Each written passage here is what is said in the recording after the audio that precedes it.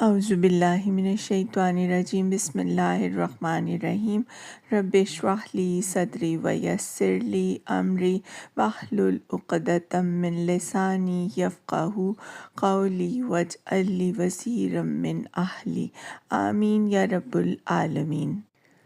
سورہ النور یہ قرآن پاک میں ترتیب کے اعتبار سے 24ویں سورہ مبارکہ ہے۔ اس میں 64 آیات اور 9 رکوع شامل ہیں۔ یہ مدنی سورہ مبارکہ ہے۔ تو آئیے اس کی ابتدا کرتے ہیں اللہ کے نام سے جو بے انتہا مہربان اور رحم فرمانے والا ہے۔ یہ ایک سورت ہے جس کو ہم نے نازل کیا ہے اور اسے ہم نے فرض کیا ہے، اور اس میں ہم نے صاف صاف ہدایات نازل کی ہیں شاید کہ تم سبق لو۔ زانیہ عورت اور زانی مرد دونوں میں سے ہر ایک کو 100 کوڑے مارو، اور ان پر ترس کھانے کا جذبہ اللہ کے دین کے معاملے میں تم کو دامنگیر نہ ہو، اگر تم اللہ تعالیٰ اور روز آخر پر ایمان رکھتے ہو۔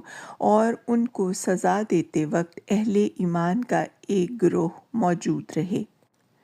زانی نکاح نہ کرے مگر زانیہ کے ساتھ یا مشرکہ کے ساتھ، اور زانیہ کے ساتھ نکاح نہ کرے مگر زانی یا مشرک، اور یہ حرام کر دیا گیا ہے اہل ایمان پر۔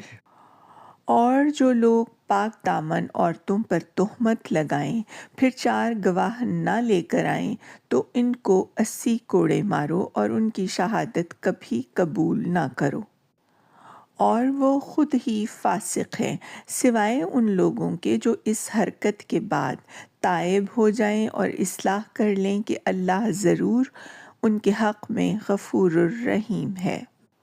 اور جو لوگ اپنی بیویوں پر الزام لگائیں اور ان کے پاس خود ان کے اپنے سوا دوسرے کوئی گواہ نہ ہوں تو ان میں سے ایک شخص کی شہادت یہ ہے کہ وہ 4 مرتبہ اللہ کی قسم کھا کر گواہی دے کہ وہ اپنے الزام میں سچا ہے، اور 5ویں بار کہے کہ اس پر اللہ کی لعنت ہو اگر وہ اپنے الزام میں جھوٹا ہو۔ اور عورت سے سزا اس طرح ٹل سکتی ہے کہ وہ 4 مرتبہ اللہ کی قسم کھا کر شہادت دے کہ یہ شخص اپنے الزام میں جھوٹا ہے، اور 5ویں مرتبہ کہے کہ اس بندی پر اللہ کا غضب ٹوٹے اگر وہ اپنے الزام میں سچا ہو۔